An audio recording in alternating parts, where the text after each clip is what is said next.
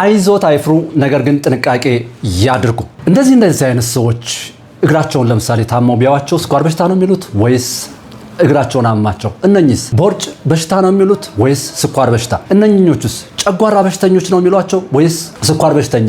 እነኚህስ እግራቸው አብጧል እግር በሽተኛ ነው የሚሏቸው ወይስ ስኳር በሽተኛ? እነኚህ ምን ይሏቸዋል? የምን በሽተኛ ይሏቸዋል? አንዳንዶቹ ደግሞ እንደነዚህ አይነቱ ሁሉም አሁን ያልኳችሁ ኩላሊታቸውን፣ አይናቸውን፣ እግራቸውን፣ ጨጓራቸውን፣ ቆዳቸውን ብዙ ነገር ታመዋል። የምን በሽተኛ ይሏቸዋል? ስኳር በሽታ ማለት እንደ ሌሎች በሽታዎች እንደ ጨጓራን አሞ የሚተው፣ እንደ ሳምባን አሞ የሚተው፣ እንደ ኩላሊት ብቻ ላይ የሚያነጣጥር አይደለም። ስኳር በሽታ አለ ማለት በመላ ሰውነት ውስጥ ያልተቃጠለ ስኳር አለ። ያ ያልተቃጠለ ስኳር እየተከማቸ እየበሰበሰ ሲመጣ የሚያስተርፈው የሰውነት ክፍል የለምና ስኳር በሽታ ማለት የማይታመም የሰውነት ክፍል የለም። ስለዚህ እርስዎ ስኳር በሽታ ሳይመጣ ቀድመው እንዲከላከሉ ነው። ይቻላል መከላከል፣ ፈጽሞ ዝር እንዳይል ማድረግ ይቻላል። ብዙዎች ችለዋል፣ ዝም ብሎ ዘው ስለማይል።